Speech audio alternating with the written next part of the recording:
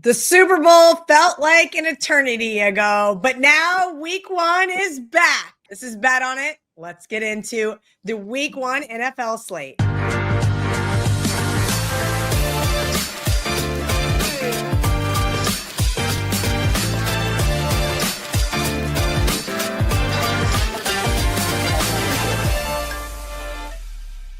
Kelly Stewart here with Marco D'Angelo and Yanni the Greek. Guys, we've been anticipating this moment for a really long time. These lines have been out basically since May. I feel like we have talked about the NFL ad nauseum here at wagertalk.com, whether it's divisional previews, Super Bowl previews, regular season win totals.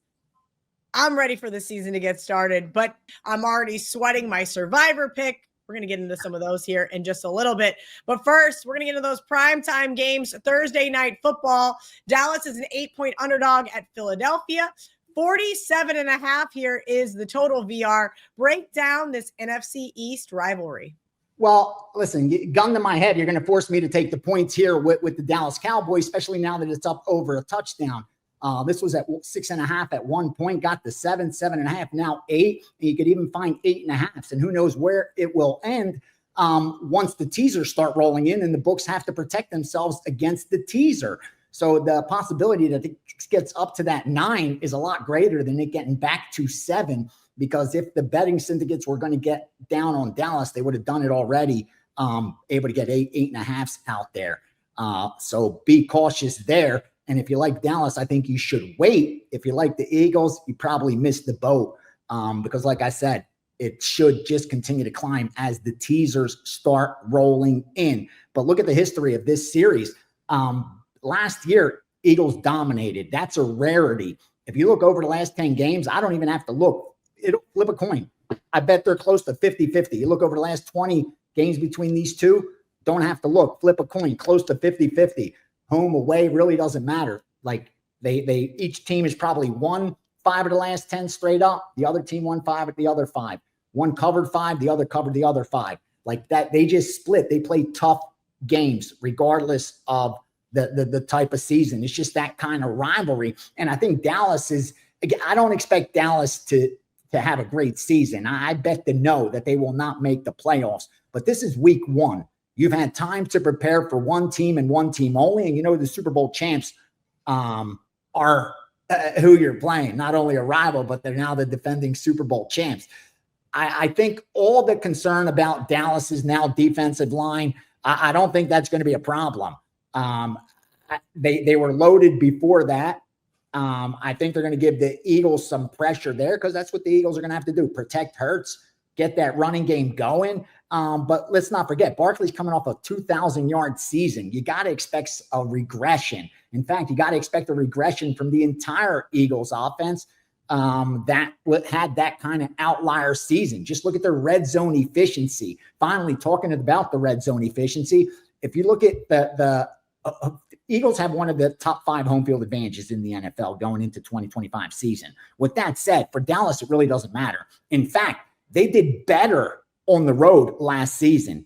And that was one of their problems, that red zone efficiency. They were 31st in the NFL. You got to be able to put points up on the board when you get into the red zone. That has to do with a lot of luck. And luck tends to regress and progress towards the mean. Like you can't continue to get lucky or unlucky forever. And I think Dallas had a lot of bad luck last year, especially if you look at turnover margin and all of that. But like I said, with them doing better offensively in the red zone, but more so defensively in the red zone, regardless of playing home or away, it's almost been the same, something better on the road at times. I got to take the points here again. Rivalry game. I haven't gotten to the window yet. They may force me if it continues to climb, but I like the dog here. Dog or pass for me. All right, Vera, let's kind of talk about some of those teasers. I know you and I break them down on Last Call every single Sunday. This year, it's going to be hosted by Ariel Epstein, so I can have a day off. That being said, I'll still be watching because I want to know the most efficient markets, as we know, in the NFL will be Sunday morning. So you always say, wait to bet the teasers. Yes. I do a show on Mondays called Opening Line Report. And I want to see if you agree with Teddy Covers. He said he's not betting any week one teasers. And there's so many available. Tell me why you don't think anybody should or should not be betting teasers this week and including the Philadelphia Eagles in it. No, I think you should. In fact, it's even better in week 1 to use teasers in the NFL because the mean absolute error is closer, meaning the average NFL game, okay, finishes 10.2 points off the point spread on average. So even though we say that Vegas is so sharp, they're so on point, the fact that they're not trying to predict the outcome with a point spread, this is a perfect reflection of that. Because again, on average, they are 10.2 points off of the point spread compared to the final score. In week 1, that drops to 9.9, okay? So even a little less. When you're using a teaser, that's what you want. You want the game to fall near the point spread. That's where it helps you. But what you have to remember with the teaser is this, okay? The even money teasers are no longer available, okay? If you could find minus 120 on a 6-point teaser, your break even is 74.1%. That's what your break even is, okay?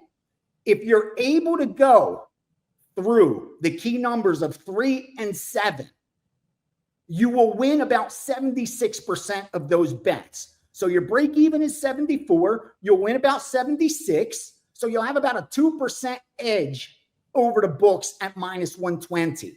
Most can't still even get minus 120. Most are betting 125s, even 130s.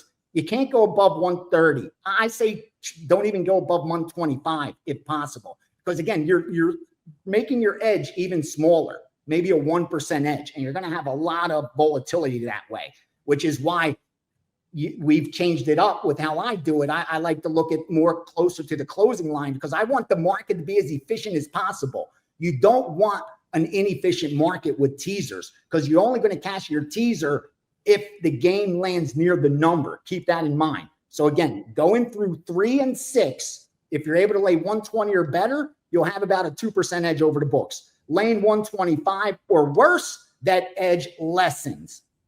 Because again, you got to win 74.1% at getting 6 points on the teaser. That's your break even at minus 120, at minus 120.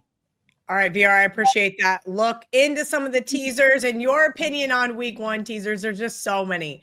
We'll get to some more of these games that fall within that. But first, we got to go to Sunday Night Football. We've seen this one bounce all over the place. Buffalo minus 1.5, Baltimore pick 'em. 50.5 is pretty much where the total has started to subside. I know some under money came in early. And here's how I have to look at this one. All right. These two teams have played 6 times since 2018. They got 3 wins apiece. Baltimore did have that nice home win last year during the regular season. But guess what? The Bills got the one that mattered in the playoffs. That one was no fun for me and my Lamar Jackson and Baltimore Ravens Super Bowl future, which would have cashed because it was parlayed with the Florida Gators. I don't want to talk about it. I know why the under money's come in. 6-1-1 in the last 8 meetings between these two.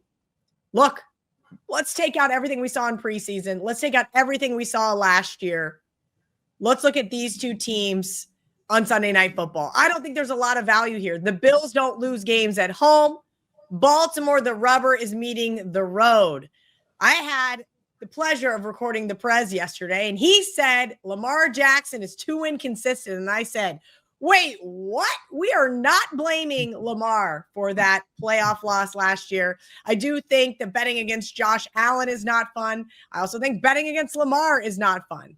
I do also think you've got to take the better defense here, and that is Baltimore. So give me the pick 'em, give me the plus 1.5, of course, because you should be shopping around on your odds logic screen. Marco D'Angelo, I'm kicking it to you. I know that wasn't a very definitive Ravens at a pick 'em because I'm not going to get there with my hard-earned money, but something for our audience to look at. Will you be getting to the window on Monday Night Football with your hard-earned money? Vikings minus 1.5, Chicago 43.5 is the total. Well, Kelly, you look at this one, and we've seen the line move in this one as well. Chicago opened the favorite in this one, minus 1.5, and we've seen it do a complete flip to the Vikings being 1.5 point favorite. And to be honest with you, they should have been the favorite from the start. They are fundamentally the better team. While the public opinion sees it differently, most people expect the Bears to be improved this year, especially with the hiring of the Detroit Lion offensive coordinator, Ben Johnson, as the head coach. We all know how bad the head coaching has been in Chicago the last few years, so definitely an upgrade there. Also, it's an automatic public opinion that a rookie quarterback is going to have a better year in his second year. And that's just, the way you think of progression. But don't be sold on that. A couple reasons. We've seen quarterbacks in the past. The one that comes to mind most recently is C.J. Stroud. Had a fantastic rookie season and then took a little bit of a step backwards in year two. We're going to see that question be presented in Washington this year. We saw Daniels have a great rookie season. Will he duplicate that this year? Here's the thing. When a quarterback or rookie's in there, you don't know what their tendencies are. You don't know what their strengths and weaknesses are yet. You've got game film from college, okay? You don't know properly how to game plan them. When you've had a full year of them in the NFL, defensive coordinators are going to prepare differently. Now, to make matters worse, but it could be a plus as well for Chicago, depends which way you look at it. Caleb Williams is going to have to learn a new offense this year, okay? And I go back to Cleveland and Baker Mayfield, and remember how many offensive coordinators and head coaches he went through early on in his career. And I think it really hurt him because he had no consistency early on. We've seen he's played much better since he's had stability at Tampa. Caleb Williams, this could be a breakout season for him under Ben Johnson, but there's going to be a learning curve, okay? They didn't get a lot of playing time in preseason. And again, what do you learn in preseason going against vanilla defenses? He is going against one of the best defenses in the NFL. And the question mark with Minnesota this year is J.J. McCarthy. What's he going to be at quarterback? We know what the Vikings did last year. Sam Darnold had a career year, led them to the playoffs, and it fell apart in the end there. But they had a fantastic season. If you remember, before Sam Darnold took over, the only reason he took over was J.J. McCarthy got hurt in preseason. This was supposed to be McCarthy's team. So that great success last year that Minnesota had, was it Darnold or was it the system? I'm going to go with the system and Kevin O'Connell. I think he's a great offensive mind, and I think Minnesota is going to be just fine. I think heading into week one, going on the road on a Monday Night Football is not ideal. The crowd will be crazy. Monday night home field, slight home dog, but I've got the better team, I think, roster-wise with Minnesota. I think they are better set to start the season. It's just going to be plug and play with McCarthy, and I'm going to go with the better defense here. And we're going to take Minnesota. Should be a fun game on Monday Night Football. Don't expect a shootout, but I'm going to take the Vikings on Monday night to open up the season. All right, Bears, another possible teaser spot there, but we're going to just digress and get right into the Steam report. Get those odds logic screens open. oddslogic.com/ACE, ACE, to get yourself a 1-week free trial. VR, that train is running down the tracks, and I need to know, these lines have been out for months. But let's hear who's getting steamed here leading up to NFL Week 1.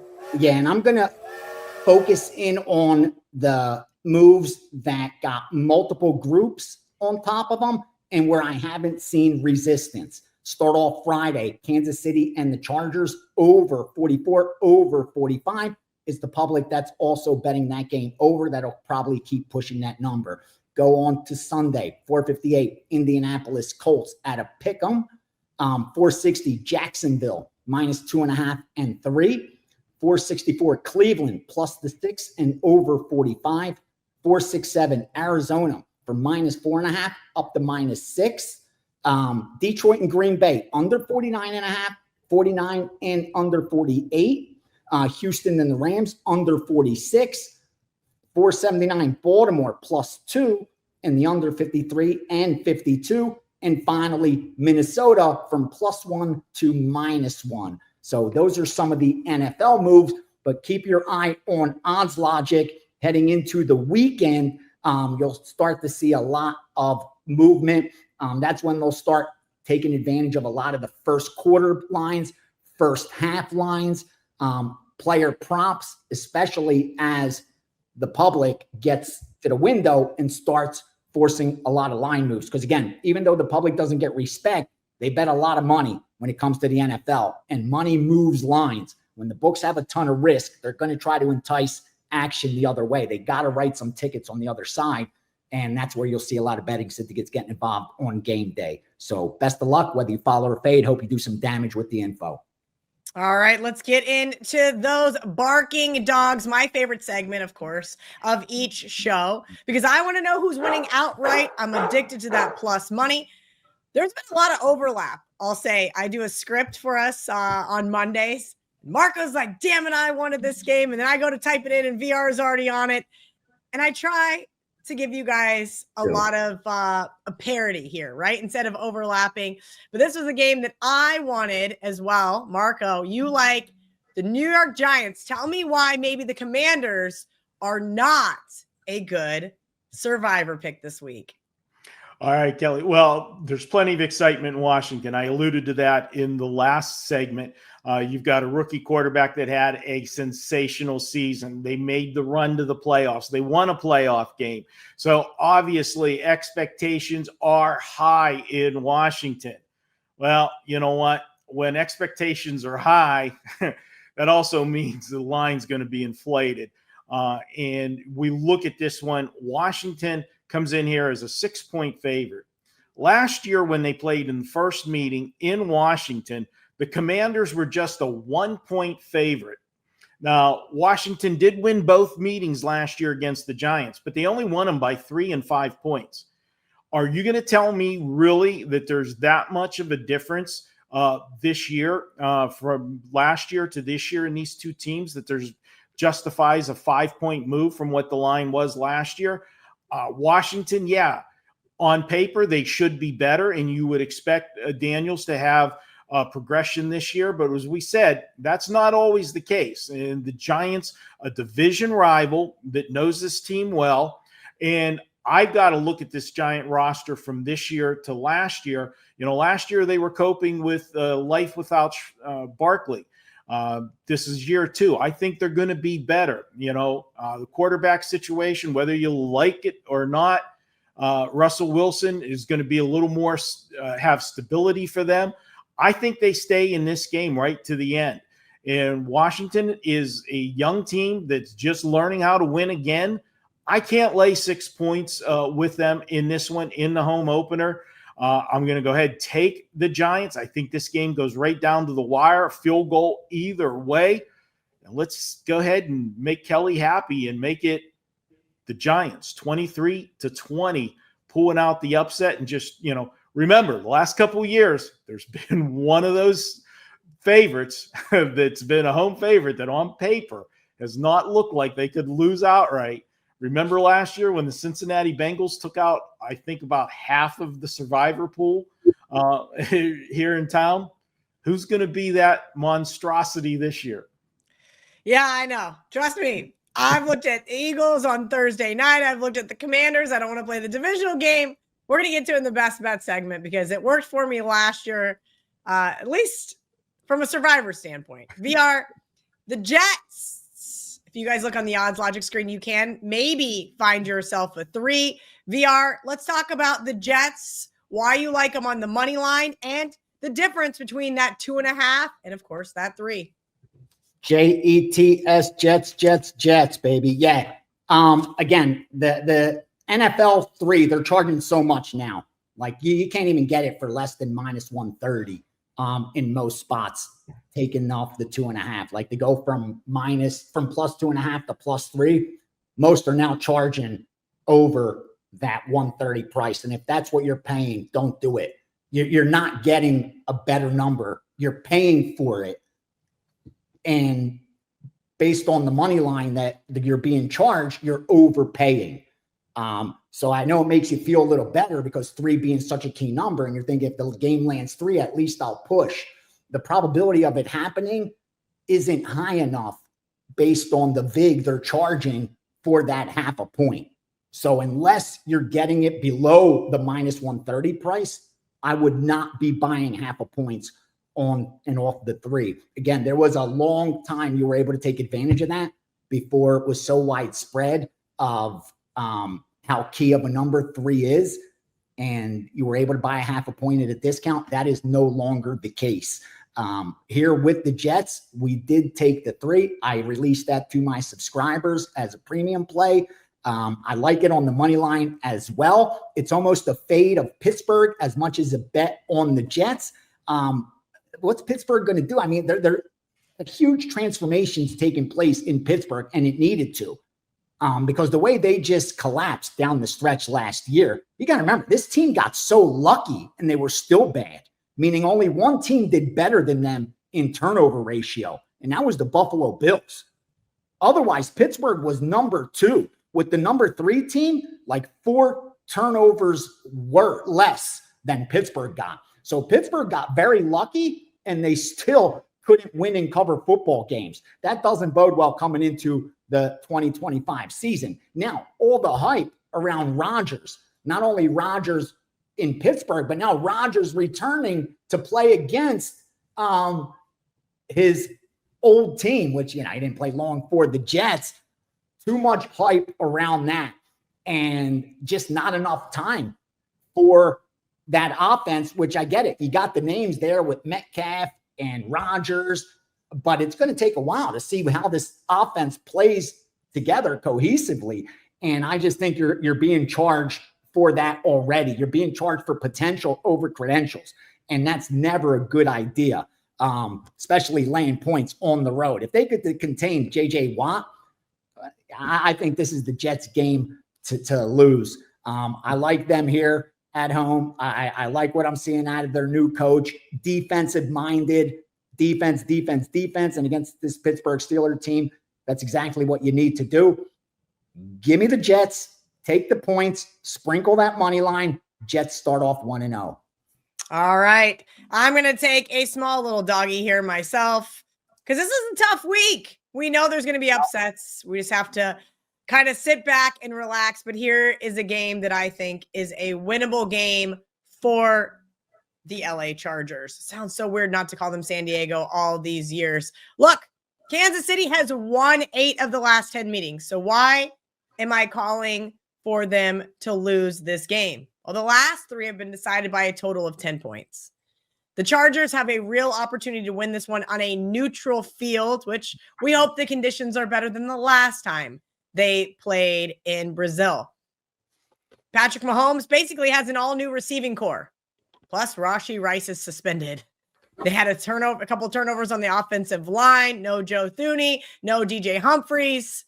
I expect the Chargers to take advantage here of the team with the Super Bowl hangover. We all know how bad it is for the team that loses the Super Bowl to come out in the next season and get a win week 1. I get it. It's the Kansas City Chiefs. You guys think that me betting against this team is not the smartest thing I've ever done. Would I have liked to have gotten the 3.5? Of course. But I do think that move from 3.5 down to 3 over the summer tells us exactly what we need to know. Hey, look, Andy Reid, Patrick Mahomes, Steve Spagnuolo, and the Chiefs 4-10 against the spread in the last 14 games. I think you're paying a premium here once again for the Chiefs, and it's just not that necessary.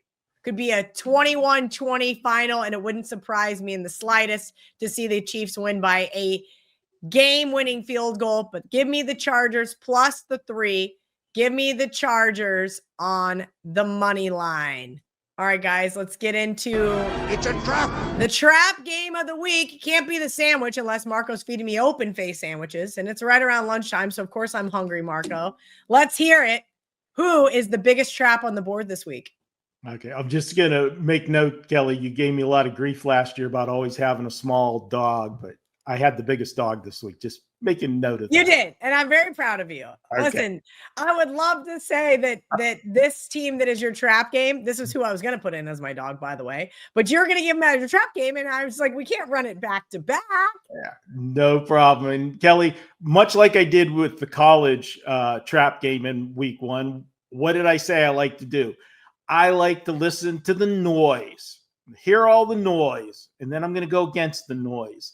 And the noise that we heard last week, it worked out well for us with Auburn against Baylor in this spot for the trap game. Now I'm going to do it here with going against Cincinnati. And I know I'm high on Cincinnati coming into this season, but I'm not high on them in this first game because all we heard about all summer long is how they get off to slow starts. And to take care of that, they played the starters in preseason. Joe Burrow, head coach Zach Taylor said, we're going to play players. We're going to be ready. We're not having that slow start. And what have we seen? They put up big numbers in the preseason. We know this offense can score a lot of points. And then what's the noise we heard about Cleveland all summer long? The quarterback room. We've made so many jokes about that quarterback room. They had 4 quarterbacks. What do you have when you have 4 quarterbacks? No quarterbacks. When Joe Flacco's your starter, you're in trouble. Well, okay, all jokes aside, Joe Flacco will be the starter, and he can move the football. Why? Because he's going against the Cincinnati Bengals defense. That is the one Achilles heel to the Cincinnati Bengals defense, to this team this year. Yeah, they're going to put up crazy numbers offensively, but defensively, they're going to have trouble stopping teams, and they're going to have to outscore them. So you think, well, that shouldn't be a problem because Cleveland, with that quarterback that they have, they're not going to move the football this year. Yeah, they'll be able to move against this defense enough to stay in this game. And I'm going to bring out my golden rule. Give me the better defense getting points. This is a home opener, and we've got an underdog, a division rival. Are you kidding me? Too much love for the Bengals here. They should not be this type of favorite on the road. We saw this number at 6 down to 5.5. I'm taking Cleveland, and don't be surprised until they get that monkey off their back, Cincinnati, with those slow starts, losing this game outright again. But I feel very comfortable with Cleveland plus the 5.5. I think it's going to come down to a field goal. Let's go ahead and take Cleveland, winning it on a late field goal, 23-21.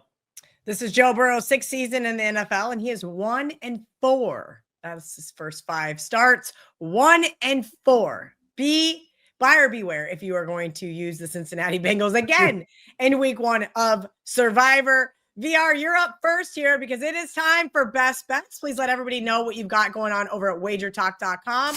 And then tell me why we need to be looking at the Giants +6. My Sunday NFL week 1 package is up. Already premiums in there. And we'll have the Steam Room Sunday leading into kickoff also. NFL season package is up. College football as well. Currently sitting number 1 in college football. I expect the same damage in the NFL. Set up nicely for a good regular season. And playoffs have always been good to us as well. So jump on board for the entire season. That's where you get the weekly Steam Rooms, which will come with all that time-sensitive information that we get, player props, first quarters, all that stuff leading up to kickoff. Head on over to wagertalk.com and don't overlook the free picks page. I put free premiums every time I put out a free pick. They're not just opinions. It's a premium play off the card. Best bet, I got to fade the Washington Redskins. Few teams are expected to regress like Washington. You got to remember, this is a team that won how many football games in 2023? Like 4 football games, and then came back and won 12 the very next season in 2024. Historically, those teams always regress. We have the flip side for the Giants, where they won 6 games in 2023, then dropped to 3 games in 2024. Only one place they could go is more or less up from there. And I like what I see on the defensive side of the ball. And that's what you want for your dog. If you're going to bet a dog, you want 2 things in the NFL. One, you want 60 minutes of effort. And you've seen against Washington, this is more or less a NFC East rivalry. The history shows split, at least recent history. If you look over the last 10, 12, 15 games, you'll see close to 50-50 point spread and straight up with both of these teams. They play close games. Even last year, which was an outlier, and Washington won both. They played both of those games were very close. And that's what you want from your dog. You want them to give you 60 minutes of effort. That always leaves the back door open.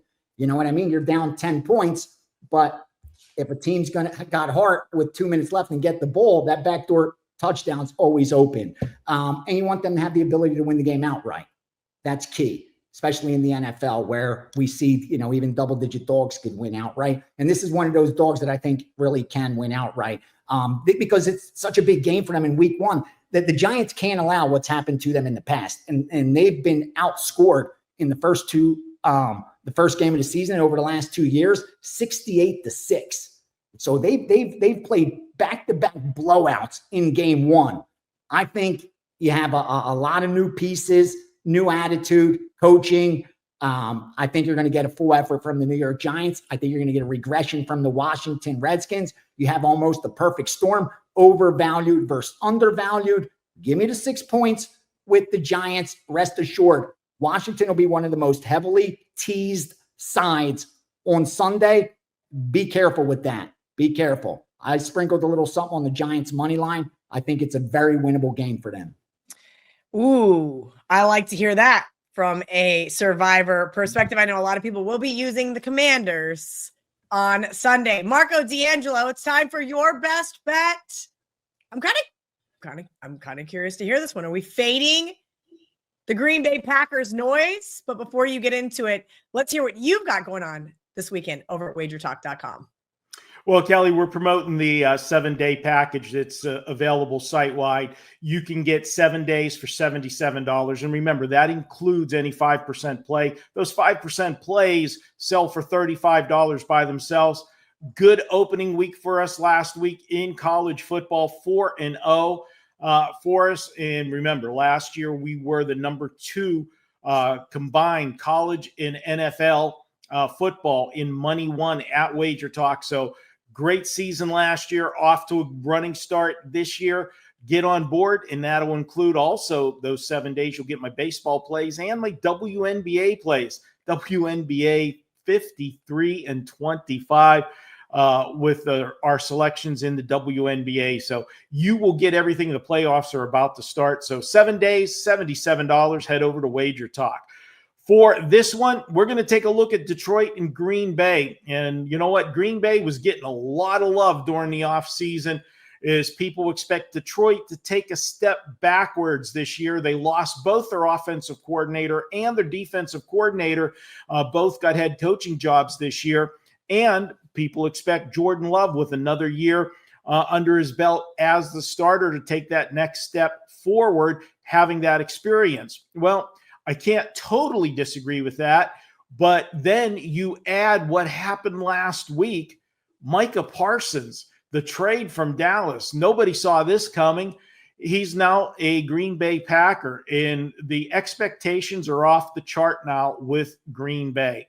Did he improve the Packer defense by being traded there? Absolutely. But how much of an impact can he possibly make in 1 week? They say he's going to be available, but again, you don't know the system. You don't know playing with one another. There's going to be, growing pains, the team gelling to one another. People got to be in the right positions. Will this defense be even better than it was before? Yeah, but give it a couple weeks. If this game was played a month from now, I probably would have a totally different opinion.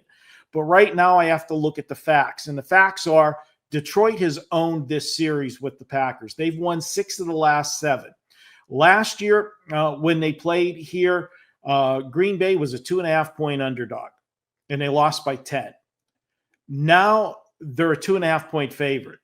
Are you seriously going to tell me that the Packers have improved 5 points from last year and made up that difference of the 10 points that they lost the game from? I don't think so.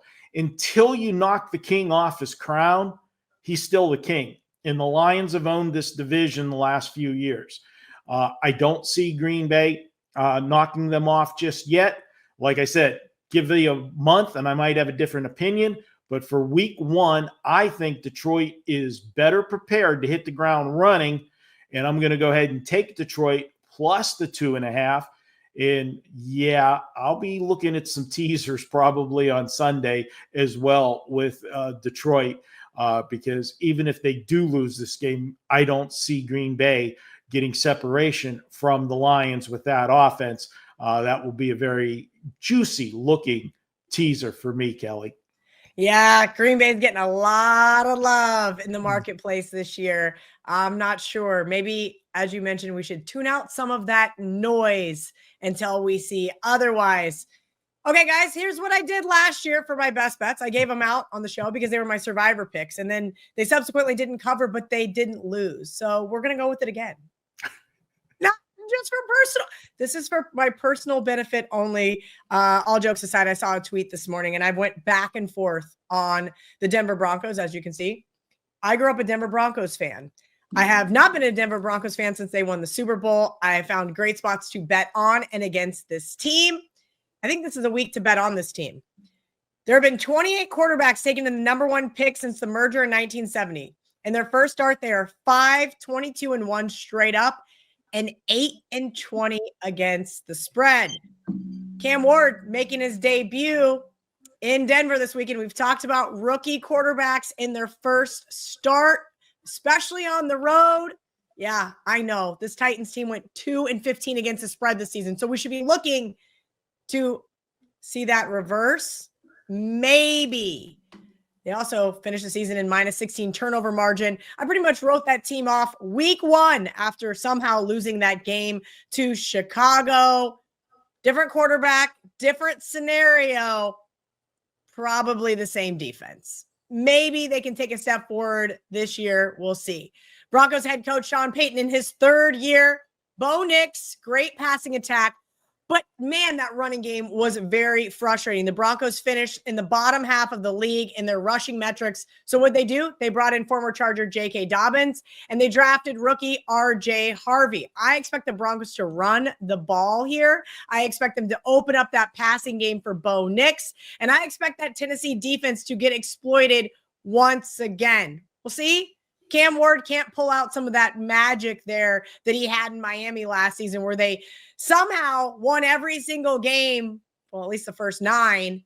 I actually even rewatched that Cal game on Saturday with Grandma. Don't ask. It was not fun. Again, we'll see what that defensive line is capable of. Can they stop the run? I don't think so. I think this Titans team is a big time work in progress. And I know a lot of people are going to be wanting to bet against them in Survivor. I think the Broncos get the win, but I also think the Broncos win convincingly. I'm going to lay 8 with the Broncos. I'm going to put them in a ton of teasers. I expect Sean Payton to run back that double-digit win season this season. Give me the Broncos minus the 8. We're a little late to the party, but not too late yet. Marco, VR, thank you guys always for your contributions here on Bet On It, the NFL edition, of course, the college football edition. And if you guys missed the college football edition, you guys can go right here and absolutely watch that. 37,000 of you guys watched it last weekend. And Marco and VR had a great weekend. Me, not so much. So we're going to try to run it back there. And of course, if you guys are missing T&A, Ralph Michaels now has his own standalone segment here on the Wager Talk YouTube channel. We're going to have Stock Watch with Teddy Covers up there, as well as the Prop Shop with Andy Lang. So your full show is still here. It's just a little bit more segmented. We wanted to bring back the old school VR and Marco. Let's put up that recap graphic for everybody who scrolled to the end. The least you guys can do is give us that thumbs up. And of course, hit that subscribe button so you never miss another episode of Bet On It. Are you ready for some football? NFL week number 1. I have 3 systems for you that have gone 85%, 71%, and 81%. Welcome. I am Ralph Michaels. This is your NFL T&A report for week number 1. And of course, you know what T&A stands for. We all do. Trends and angles. Let's get to it. And remember, guys, I load all of these charts on my Twitter by Thursday morning every week. So watch these videos. If you don't understand something, take a screenshot of it, come back, rewatch the video, and much easier to understand the numbers when you're looking at them as well. This is something I've shared for the last few years, but again, with the record it has, we're going to continue. NFL Week 1 dogs. Simple as that. Since 2009, NFL season opening dogs 54%. Since 2012, 55%. NFL division dogs. Since 2009, 65%. Since 2012, 66%. NFL division home dogs. Since 2009, 77%. Since 2012, 82%, going 18-4. And finally, division home dogs of 1.5 or higher. Since 2009, 79%. And since 2012, 85%. This probably is my favorite system of all time because we have a number. The subset gives us a better record, an additional subset even better, and then the fourth subset, we have the best record of all. And then when you look from 2009 to 2012, every one of those categories has had a better ATS record in the shorter span of time. When those two things add up, we've got a fair sample size. It's a system you want to keep an eye on. By the way, those division home dogs, Bears, Browns, Falcons, and Seahawks, and we have the Chargers and the Chiefs in a neutral setting, haven't had any of those, so we're not quite sure how they're going to pan out. So, system number 1 for NFL Week number 1, NFL dogs. Looking at system number 2 for week number 1, let's turn our attention to totals. Now remember, a bookmaker's job is to not set the total where it should be. Their job is to set the total where they're getting equal money on both sides. What that means early in the year, they don't have to put a total as low as they have to because people don't like betting unders, 40, 41s, 42s. And they don't have to put a total as high as they have to because some people just don't like betting totals 50 or higher. So I went back to 2013. If you blindly bet every week 1 total that is 45 or less, you have covered the under 64.4% of the time. If you have blindly bet under any total 41.5, those games have gone under 71%. So under 45 and under 41.5 are the two breaks. The total's under 41.5, 9 overs, 22 unders and 2 pushes, 29% to the over, 71% to the under. Now the flip side, not quite as eye-opening numbers as the lower totals, but there is a clear correlation. When you're looking at totals of 45.5 and higher, they have gone over the total 55.2%.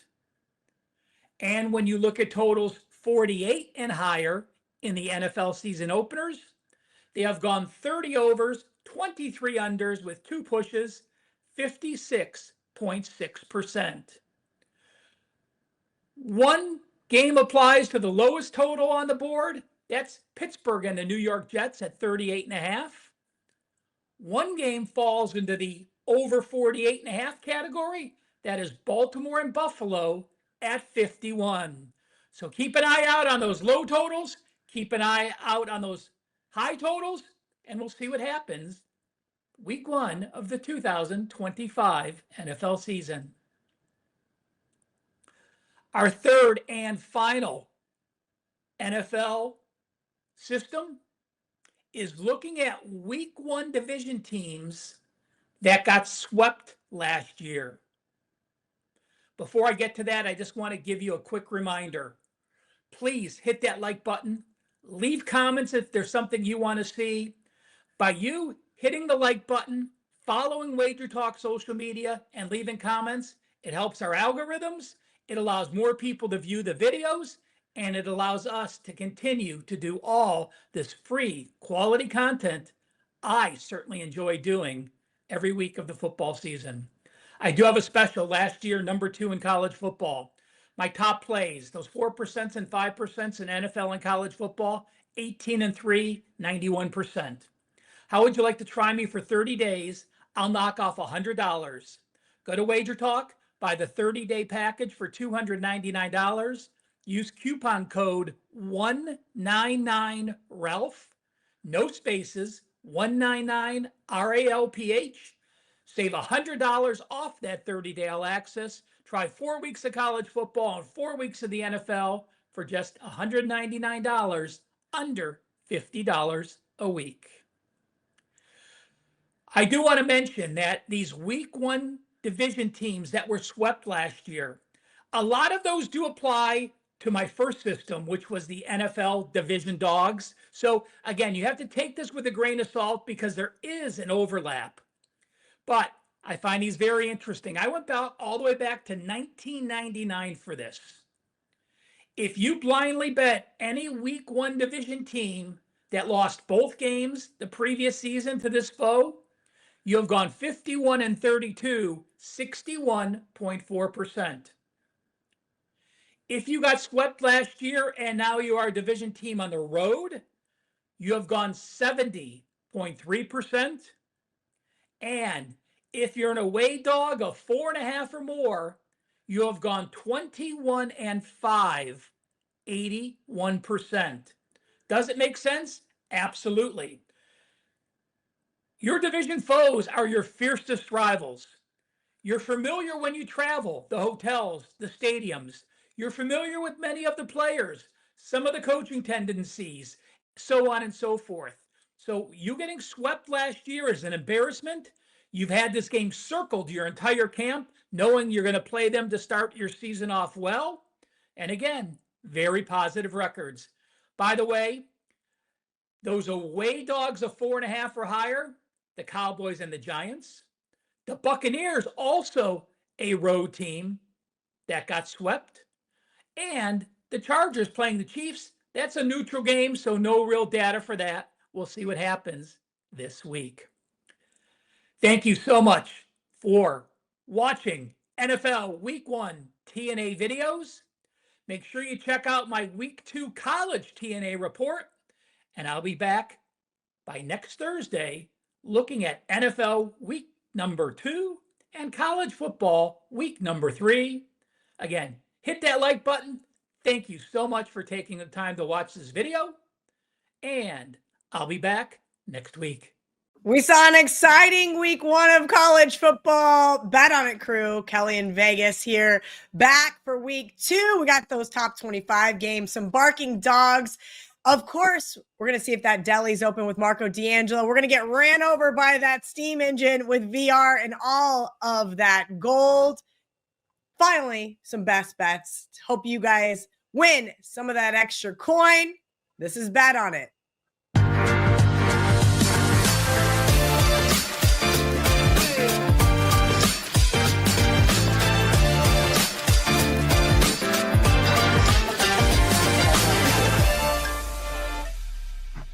Welcome in. Kelly Stewart here. You guys know me as Kelly in Vegas. We got VR there in the middle, Yanni the Greek, and Marco D'Angelo to my right at Marco in Vegas. If you guys are not following him on Twitter, quite the creative name. Yes, I waited in a whole 3 weeks, Marco, before I brought that up once again. Let's get into these top 25 games. I'm going to you first. One game that I really like. We've got the Iowa Hawkeyes headed to Ames to take on the 2-0, also number 22 team in the country, Iowa State. Total 41.5. Well, Kelly, right now the stock can't be any higher in Iowa State. You know, they went to Ireland for that Big 12 showdown with your Kansas State Wildcats. They beat Kansas State in a dogfight, return home what could have been a flat spot considering all of the travel that they had to endure the week before. They took care of business against South Dakota 55-7. Now they face in-state rival Iowa at home. And here's the problem for me. They're only -3. I'm going to be honest with you. This almost was my trap game for this week. I could have very easily slid this play in there. You've got a ranked team versus an unranked team playing at home. They're a favorite and they're under a touchdown favorite. That's always a red flag for me to look deeper into that game. Then you look at, this is a rivalry game between these two teams, and it's got a low total. That means points are going to be at a premium. And if you've watched these games in the past, that's exactly what it's been. They've been absolute dogfights. Now you consider Iowa State already playing their third game 3 weeks into the season because they played in that week 0, as we said, in Ireland. You had all of the travel. You have another physical game with Iowa here. I just think come fourth quarter, this is going to be a spot where concerns for Iowa State and fatigue issues, because it is going to be a physical game. And then, Kelly, my last golden rule, give me the better defense getting points. I'm there. Give me Iowa in this one. I'm calling for the outright upset. We've got Iowa +3. I'm with you, Marco. Iowa 6-0 their last 6 games there in Ames. I'm going to the SEC with my TV game here. That's right. We're going to back a team that we bet against last week. Saturday, 3:30 p.m. Eastern. Number 21 Ole Miss is a 10-point favorite at Kentucky, 50.5. I mentioned I bet against Kentucky last week. Kind of a look-ahead spot, if you will, and I took the worst of the number. VR would have been very disappointed in me. That's right. I took the 8 with Toledo, went back up to 10.5, and of course, that ultimately ended up being a push for me. The reality was Kentucky got outgained in that game. If you kind of want to break it down a little bit further, the final score was a little misleading. Now, that being said, there's not a 7th-year transfer quarterback they're playing against this week in the Rebs. I understand a lot of people love Lane Kiffin and this Ole Miss team, ready to put him back in the college football playoff once again. The lots of hype surrounding this defense. Well, they played Georgia State. I like Mark Stoops a lot. I have always since his days at Kansas State. And what he's going to do defensively is try to slow down this pace. And I think that he is going to be successful in doing so. 10 points is too many here in this one for a Wildcats team that wouldn't shock me if they had a defensive score. I know a lot of people are going to like the over. That does bode well for that as well. I like the Kentucky Wildcats. We're going to see if they end up making my 3-team money line parlay. VR Saturday night, 7:30 p.m. Eastern. Number 14, Michigan is a 5-point dog at number 18, Oklahoma. Total sitting here at 46. Yeah, and at one point, Oklahoma got as high as a 6-point favorite, got a little Michigan money, and I think you'll get more Michigan money as we head into the weekend. Bottom line, I have Michigan as a top 10 power-rated team. So being ranked 15th, that tells me they're a little bit undervalued. The problem, though, is Oklahoma's even more undervalued. They're currently ranked 18th in the poll, and they're top 15, a little bit behind Michigan. But you add in the home field advantage and the way this game sets up, and I really think Oklahoma should be a touchdown favorite here. And more importantly, I think they offer value on the money line. Anything minus 200 or less, where they just got to win the game 2 out of 3 times, I think they're able to do that at home. All the talk is about, Michigan head coach going back to Oklahoma, his alma mater, and, all the hype behind Michigan's Bryce Underwood at quarterback. Bottom line, if you look into that first game they played last week, and you don't want to put too much stock in that first game, but they needed 3 turnovers, 3 interceptions by the New Mexico quarterback. New Mexico actually had 1 more first down than Michigan. New Mexico actually won the time of possession battle by more than 5 minutes. I think they're going to have a lot of problem with this Oklahoma team, who just came into the season undervalued because of the disappointment last year. But they have a studded quarterback who transferred from Washington State. He looked phenomenal in his first game. Obviously, it was against weak competition, but I liked what I saw out of him. And as tough as Michigan is in the trenches, that's where their bread and butter is. I think they're going to have a lot of problems against this Texas defense. I mean, Oklahoma defense, Texas defense, Oklahoma D. They're elite, man. They really are. What they've been able to do there in the last 2 seasons, I just think they're going to improve off of. So anything less than a touchdown, I think Oklahoma is the right side. And like I said, I like Oklahoma on the money line even more. I think they get the win at home. Force some turnovers, get the W. Give me Oklahoma minus the 5 for the pick. All right, guys. I hope you have your odds logic screens open because you're going to need them here for the Steam report with VR. oddslogic.com/ACE, ACE. Get you guys a 1-week free trial from our guy with the locomotive VR. Let's bring in all of that steam for college football week 2.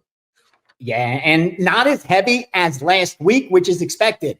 Those lines were up for months, and pretty much every game got dissected. So far, we do have some moves, but I think the majority are going to come later in the week, and I think even a lot on game day as you get a lot of that recreational money moving a lot of these lines. Let's start off with one Friday total. James Madison, Louisville go over 57, go over 58. Then Saturday, 333. Baylor plus the 4 all the way down to +3. That's why it's off that key number right now. 335. Illinois on the money line, up the good to -150. 346. Laying the chalk with Navy, 19.5 and 20. 376. Charlotte +16. I think they now have gone under that +14 number as well. So multiple groups hit that Charlotte side. 356. Cincinnati -18. Good to -1. Good to -20. 381. Tulane -10. 371. Sam Houston. I gave them out to subscribers. I think 4% play at +10. They hit him again at +9. They hit him again at +8. I'm thinking you'll have trouble getting +7 right now, but Sam Houston, a lot of steam against Hawaii. 362. Colorado -23.5. 405. UCLA -1.5 and -2. 350. Oregon State -2 and 2.5. 398. Mississippi State plus the touchdown, public on Mississippi State as well. And finally, 411. San Diego State plus the 3. That's what we got in college football so far. Whether you follow or fade, hope you cash them, don't trash them, do some damage with the information. Yes, I love to hear a couple of those things going my way. Another game that's going my way because we're headed towards the barking dogs. I don't know if this is good or bad news for you, Marco. I think I ended up 3-6-1 last week when it was all said and done. Thank you for LSU, and VR, thank you for FSU, because I had to live bet it to try to save some face. That being said, we're looking for underdogs that have a chance to win outright. And Marco is up first with a dog. I went to put it in the script and it was already there. And I said, damn it, Marco, I too like the UConn Huskies this week. Well, Kelly, the knee-jerk reaction here is to grab Syracuse at home to bounce back as they're stepping way down in class, coming off losing to Tennessee last week on the road. Actually, it was a neutral site. They played in Atlanta. But that was a big game for Syracuse to play, an SEC school in week 1. For them to come off that game and come back home and to think automatically they're going to bounce back, I'm not buying that. And I'm going to quote our old friend Dave Koken, who used to say, a team can lose a game twice. And I think that's what we're looking at here with Syracuse. They went into that game last week. They gave up nearly 500 yards to Tennessee. Offensively, Syracuse decided to go, for whatever reason, with an up-tempo offense. They ran 84 offensive plays against Tennessee last week. They only had 377 yards. That's 4.4 yards per play. That's not good. Now, granted, it's going against an SEC school. This week, they're stepping way down in class. Connecticut, they're coming off a blowout win last week, but what did that really prove? Because they played a little sister of the poor, Central Connecticut State. But you know what? We don't know how good or bad they are. I'm not sold on Syracuse. I'm not sold on them laying the number. And speaking of that number, here's one where we saw early movement in this game. This line opened up over a touchdown, and it was immediately bet down to 6.5. They went through that key number of 7 pretty quickly. and you don't have recreational players betting early in the week. So that also confirms that the sharp guys like the side that you and I are on, Kelly. I'm going to say to take Connecticut. I think they can pull an upset here. They're plus 6.5 right now. Usually I tell you, get down on a game right now because the line's going to move. In this case, I'm going to tell you to hang on, because if we lose the half a point on the 6.5 and it goes to 6, we really didn't lose that much. But if we gain the half a point and it goes back to 7, we gain a ton. And I think when when recreational players get involved on Saturday morning, they're not betting Connecticut. They're betting Syracuse. So we can find some 7s, I think, on Saturday. Take Connecticut. I like them at 6, 6.5. Like them even better at 7. Yeah, there's a pretty good chance they're going to be in my 3-team underdog moneyline parlay. VR, you're kind of digging a little deep here with the smaller dog. Why do you like New Mexico State plus 3.5? Because if you watch the odds logic screen, you'd have seen this one get dummied up through that key number of 3. It happened on Sunday night, day after Saturday college football. Limits extremely low on those openers, and it's the offshore books first to go to market. Ones like Bet Online that opened it around 2.5, and saw some money come in on Tulsa because Tulsa, getting it done, looking good against Abilene Christian. Big deal. They're going to have a lot of problems against this New Mexico State defense. I like what I saw out of New Mexico State. Again, you can't put too much stock in one game, but that's exactly their strength, was the defensive side of the ball. And they were able to shut down Bryant only to 3 points. I get it. It's Bryant, but it's that defense that you rely on for New Mexico State. And I think that's what's going to have the problem for Tulsa, because they're an offensive juggernaut. I mean, that's what Tulsa wants to do, put up points. And I just don't think they're going to be able to do that against New Mexico State. You're even looking at a low total. If you look at the first game for Tulsa, that total was like 59. Look at last season. So many of those totals up in the 60s.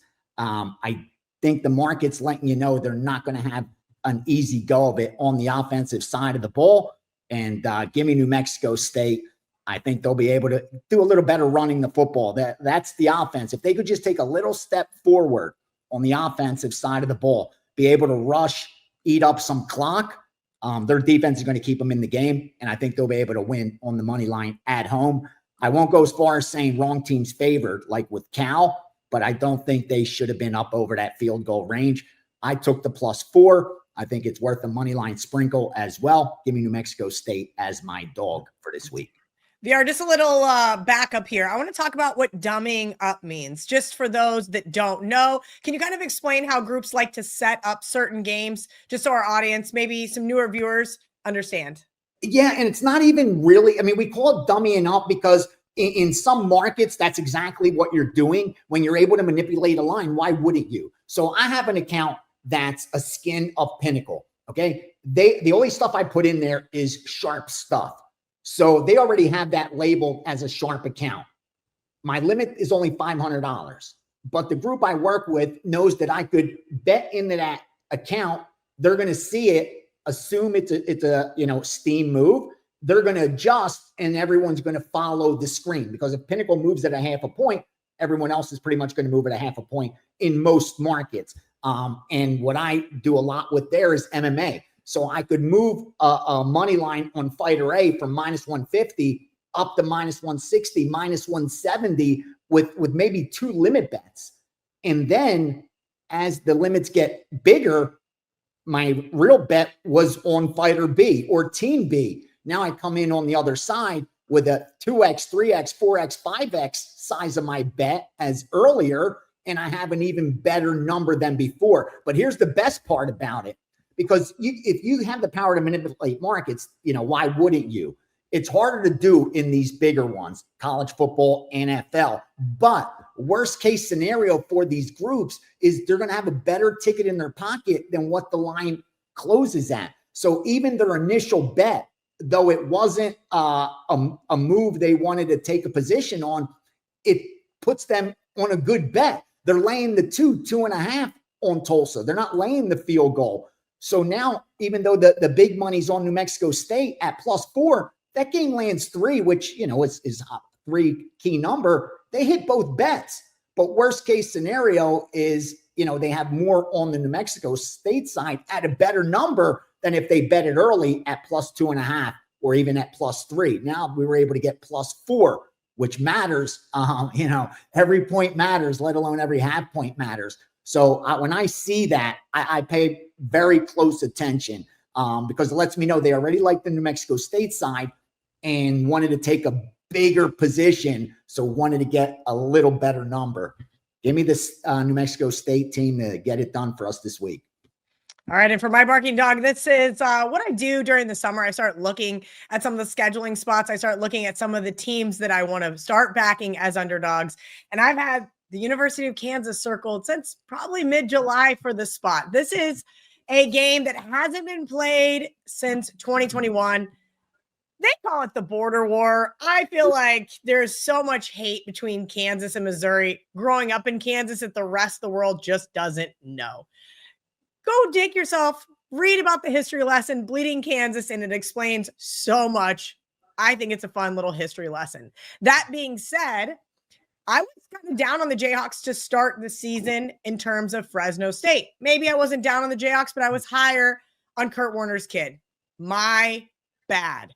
The reality was Kansas, with a healthy Jalen Daniels, is a much better team. And I think we knew that. He's been hurt over the last 2 seasons.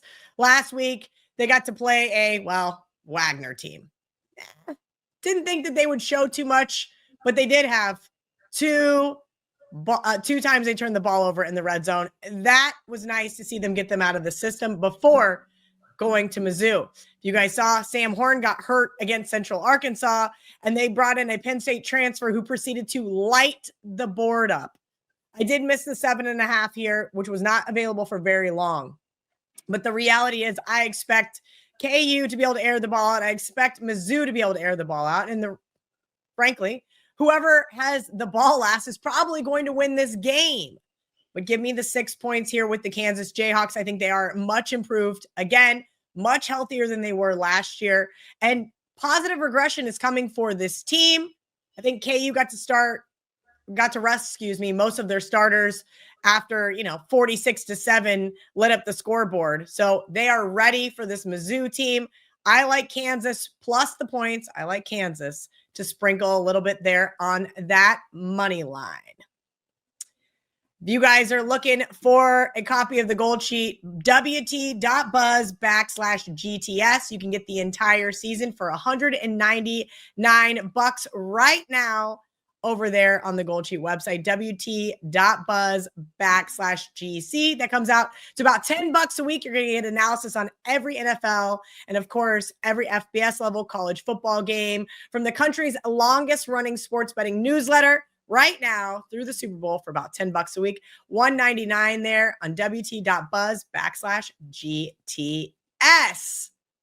Marco D'Angelo with your specialty segment here. It is week 2. Is the deli back open?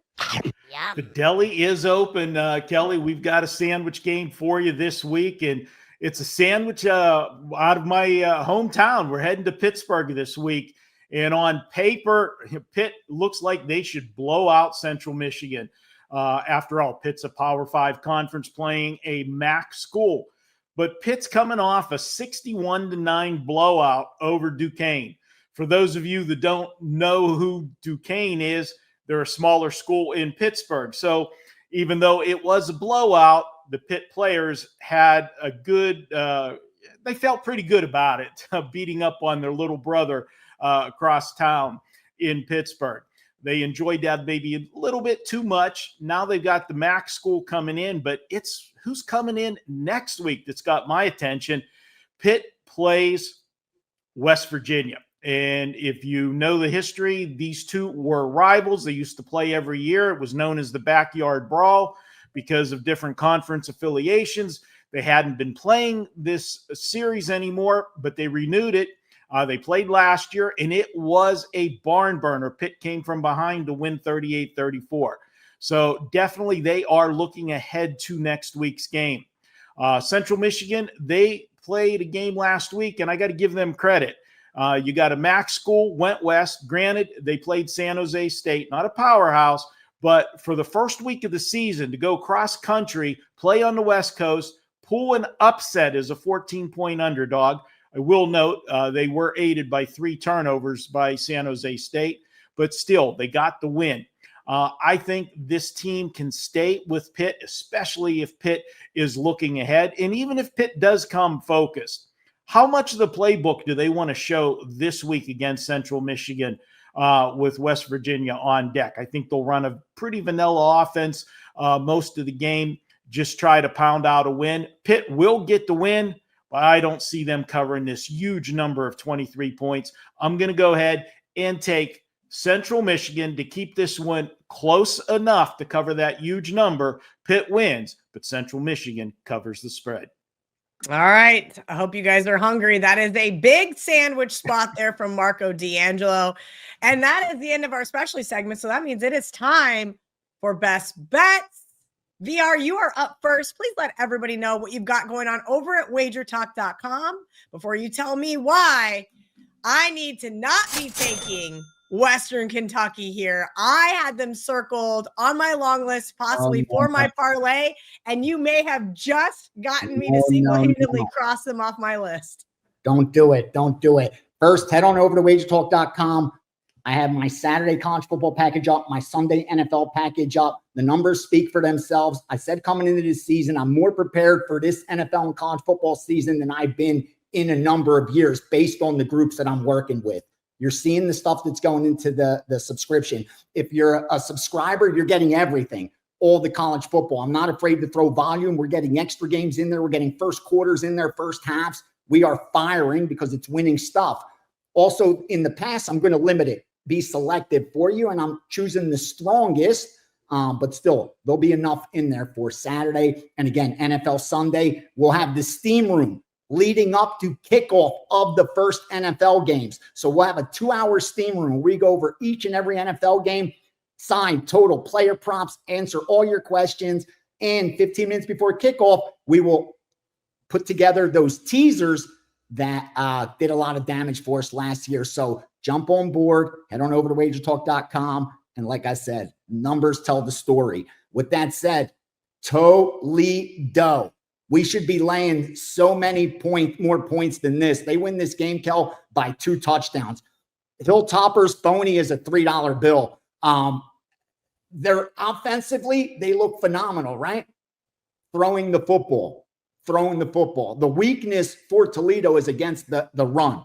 You got to run on them to beat this team. That's where their weakness is. That's what they came into the season having to fix. That's where their problems are. Against the pass, they're just fine. This is a decent defense in the secondary. More importantly, offensive side of the ball. Western Kentucky is going to have a lot of problems. They give up the bit you saw in their first 2 games. They played absolutely nobodies, but they were giving up some big plays. Those teams can't sustain drives. They can't put game plans together to beat a superior opponent. But you just saw how vulnerable Western Kentucky was, even against these bad teams, by giving up those kind of points. And you saw with Kentucky just how well Toledo played. Like I said, they limited them. Again, Kentucky wants to run the football, but just how they limited that quarterback to 85 yards passing, like 40% completion rate. Again, Kentucky, not an offensive juggernaut by any stretch, but still liked what I saw against the pass. Take Toledo, lay the points. This offense will start to get margin once the Hilltoppers are forced to just, throw the ball against this defense, won't have success. It turns into a 2-touchdown win at least. Give me Toledo at home, laying this small spot. All right, Marco D'Angelo, you are up next. And wow. Before you get into your best bet and why you haven't given up on this team, even though I have, please let everybody know what you have going on over at wagertalk.com. All right, Kelly. Well, last week we told you about grabbing that 7-day all access package. We don't go high volume. We're different. I try to be more selective, and it paid off last week for us. It's my style. Not saying either style is better than the other. You have to do what you're comfortable with. We had 4 plays last week in football. We won all 4 of them. Good start to the season last year. We were number 2 in college and pro money one combined. So you've got last year's stats. You've got a good start this year. So why not? Let's run it back. Get 7 days. Now this week they're running it site-wide. You can get any capper 7 days for $77. So you don't have to use a coupon code to get it. Just head over to my page, get 7 days for $77. That would include any and all 5% plays. And you know the 5% plays sell for $35 by themselves. All right, let's get to the play that Kelly goes, wow, wow, wow. And I'm going to go, wow, not. Kelly, you're giving up too soon here. And I am totally throwing out last week's game. And we're talking about Kansas State. They were life and death last week. Kelly's Kansas State Wildcats, 38-35 against North Dakota. Are you kidding me? 27.5-point favorite, and they were life and death. Well, what did we say earlier? As Dave Koken always liked to say, you can lose the same game twice. That was a horrible spot for Kansas State to return from Ireland after a hard-fought game, which could have a deciding factor for the Big 12. Everybody, built that game up all summer to start the Big 12 season over in Ireland in a key game like that, and to come up short and then travel back off of that. How was your flight back, Kelly, off of that? It wasn't enjoyable. Then you play a team that you're a 27.5-point favorite. You figure we just got to show up and we're going to win the game. Well, it almost cost them. I love taking teams the week after they had a major scare like that, because it is an absolute wake-up call. It's also a license for the coaches to drill these players in practice and get their attention. And they're going to be focused this week. They're playing an Army team. Now, on the surface, you look at Army and you remember Army, maybe from the last couple of years. This is not that Army team. They had a lot of turnover from last season.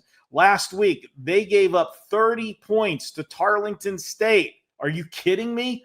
What's Kansas State going to do? Focused. They should put up 40, 45, 50 points in this game. And how's Army going to be able to score consistently against Kansas State? I know the Kansas State defense, there's concerns, but where are the concerns? Kelly, you said it early in the year. It's in the secondary. It's not the run defense. What's Army do? That's all they do is run. They'll throw a few passes. They might, catch them by surprise on, a broken play. But consistently, Army's not going to be able to move the ball through the air because that's not what they do. And they're going to fall behind in this game, and they're going to fall behind early and have to force the issue. I like Kansas State. This is a get-right game for them. It's blowout city, in my opinion. Lay the 17. I think we're getting a break on the number as well. I have this should be more closer to 20.5, but because of last week's overreaction, we're getting value. Overreaction is an understatement, Marco. I will be cheering for you, but I am very close to giving up on that team. It's better for my mental well-being. All right, guys, my best bet, and it looks like we're all going chalk for best bets this week, is a little chalky, but I do like the Florida Gators minus 17 here. And look, South Florida, we all saw it last Thursday night. What did they do? They got the outright win versus Boise State. I, of course, played them in the contest, not in real life. And that was a frustrating one for me. But they won a 27-point home win over Boise State as a 6.5-point underdog. Pretty impressive. Brown went 16 of 24, 210 yards, and then 43 yards on the ground. Hey, great. Why not? You got to love to see it. They snuck in a backup quarterback for a fake punt for a touchdown. They won the turnover battle 3-0. Again, they looked great. If you guys remember, I took South Florida plus 23.5 in 2022. I sat right there on the 50-yard line in Gainesville cheering for USF, who almost won the game outright. This is a much better Florida team than we saw in 2022 and Billy Napier's first season. Last week, Florida got to beat the brakes off of Long Island, an FCS school, 55-0 as a 47-point favorite. So guess what they got to do? They got to put in lots of backups who are very rested. You got Dallas Wilson coming back this week, Caleb Banks. I think we're going to see a much better Gators team than we even saw last week with fresh legs to work with. I think 17 is a buy low spot here and an overreaction to what we saw USF do last week in prime time. All right, guys, that is the show. I hope everybody enjoyed it. The new faster edition of the College Football Show, so everybody has time to watch. If you love it, tell us in the comments. If you hate it, tell us in the comments. We're going to get up that recap graphic for everybody that they all love so much. And of course, if you guys are looking for the NFL edition of Bet On It, you guys can watch it right here. And if you guys are missing Ralph Michaels T&A, don't worry. We've got you guys covered. It's college football week number 2. Welcome. I am Ralph Michaels. This is your T&A report. And you know that stands for Trends and Angles.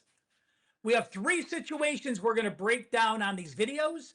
And remember, I post each and every one of these charts on my Twitter by Thursday morning. Check out @CalSportsLV.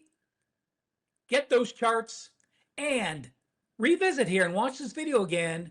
If you want to take a look at the charts while you're listening to the information, it helps me quite a bit. Hopefully it does as well. Well, week 1, actually week 0 and 1, unders are currently 57% on the season, and road teams are 62% ATS going in to this week number 2 of college football. System number 1, let's look at teams off an upset loss in a season opener. You were the favorite in week 1, you lost. Do you expect those teams to bounce back? Well, guess what? Since 2014, teams off an upset loss have only gone 44.9% in game number 2. It does make a difference, though, if you were off a loss as a home favorite or off a loss as a away favorite. Maybe not the way you think, though. Teams that are off a loss as a home favorite are actually only 44.2% in game number 2. If you were off a loss as a home favorite in game 1 and now you're back at home game 2, like Clemson and ULL, this surprises me. 34.3% against the spread for those teams that lost outright as a favorite in game 1 and are at home game 2.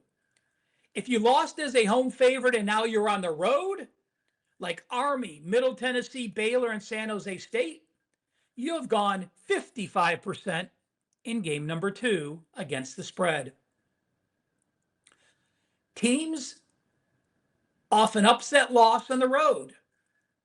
Those teams have bounced back to the tune of 56.1%. But those teams that lost as an away favorite in the season opener are now having their home opener. They've gone 61.1% since 2014. That includes Notre Dame, Alabama, and Boise. If you are off a loss as an away favorite in the season opener, now back on the road for a second straight week, it's only happened 5 times the last 11 years. They've gone 1-4, 20%. It applies to Georgia Southern, but again, with a 5-game sample size, you can't really put that into your handicapping mix and say it is a legitimate edge to fade Georgia Southern.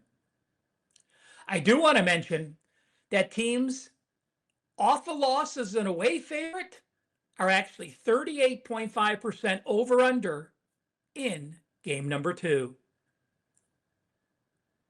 Situation number 2. Well, you know what we're going to do. If we looked at teams off a loss as a favorite, now we're going to take a look at teams off an upset win. Well, those teams that pulled the upset in their season opener are 53.3% game number 2, just above the Mendoza line.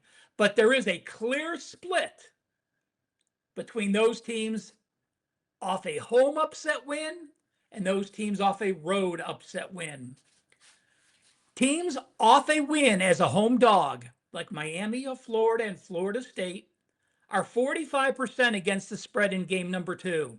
It doesn't matter if you're home or if you're away. It's basically all the same percentage. Again, Miami, Florida, and Florida State are at home off an upset win. South Florida's on the road. But one thing I do want to point out, quite a divide in the totals. Teams who won at home as a home dog and are now back at home, 4-13 over under. That's 23.5% to the over. That is 76.5% to the under. Again, Miami of Florida and Florida State. Teams off a win as a home dog and now on the road, like USF at Florida, 18-4 over under, 82% to the over. We'll keep an eye on those numbers and see what happens this week. And finally, what happens to teams that went on the road and pulled an upset as a road underdog? They are 55.6% in game number 2. But if they pulled that road upset and now they're back at home for their season opener with positive thoughts, off an upset win, they have gone 61.9%. And listen to this. If you're off an upset loss and you're a significantly better team, so you're a favorite of 9 or more, you have gone 72% against the spread. So the 62% angle applies to Rice playing Houston, and the 72% angle as a big favorite at home off an upset road win, Auburn and LSU. And finally, if you're off a win as an away dog and you're now on the road again, like Austin Peay against Georgia and Central Michigan against Pittsburgh, they're 8-12, 40% ATS, but again, a smaller sample size with 20 games, but we'll keep an eye on those situations and see what happens. Guys, before I get to number 3, which is looking at college football totals, teams that both went over in game 1 and both went under in game 1. Before I get to that, do us a favor, hit the like button. If you learned one thing in this video, please hit the like button, leave a comment, and make sure you're following Wager Talk on all their social media networks. Find out why over 300,000 people follow Wager Talk amongst all of their networks. I also have a special for you last year, number 2 in college football. My big plays, those 4 and 5% in NFL and college football, 18-3, 91%. A normal 30-day package at Wager Talk, $299. With the code 199RALPH, that's 199 RALPH, knock $100 off. Get 4 weeks of NFL, 4 weeks of college, 4 weeks of my NLB Nerfy plays, all for $199, under $50 per week. Well, what happens in game number 2 when both teams went over the total? It's pretty simple, guys. That's it. Game number 1, each team went over the total. Game number 2, guess what? Overs have only gone 37.2%. That is 62.8% to the under if both teams went over in game number 1. Well, what happens if both teams went under in game number 1? Well, the overall record is 53-54, 49.5%. Not exciting at all, right? But wait, don't stop there, guys. If you're looking at the database, you got to make sure you never leave a stone unturned and you dig deeper. Not only did these numbers shock me, it is such a clean divide that it's almost mind-boggling. If both teams went under in game number 1, and they now have a total of 52 or less, those teams have gone 37-23, 62% to the over. So maybe not what you expect. Both teams under in game 1, and it's a lower total. Again, 62% to the over.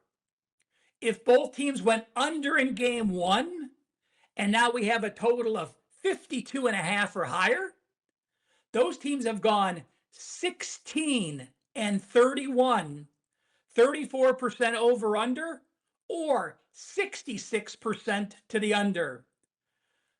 Pretty simple. Low totals of 52 or less, have been overs. Totals higher than that of 52.5 or higher have been unders.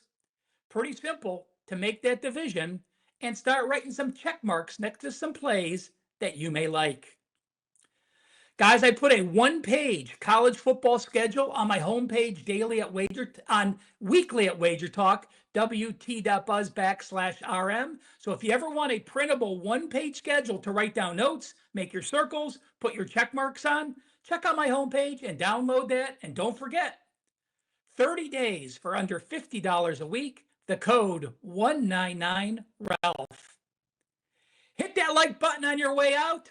Follow us on Wager Talk social media and leave a comment if there's any situations for T&A that you want run in the NFL or college football. I'll be back. College football week number 3. Enjoy this weekend.